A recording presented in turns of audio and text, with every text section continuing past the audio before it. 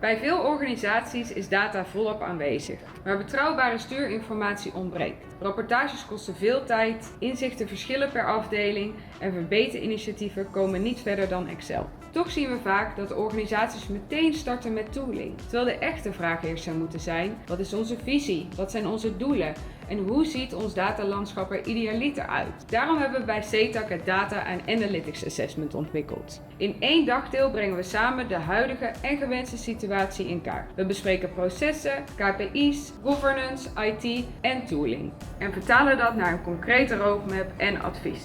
Zo leg je een fundament voor datagedreven besluitvorming met 1 helder vertrekpunt, in plaats van losse initiatieven. Wil je weten waar je moet beginnen met jouw organisatie? Plan dan een kort gesprek en ontdek hoe 1 workshop al zorgt voor duidelijkheid, richting en versnelling.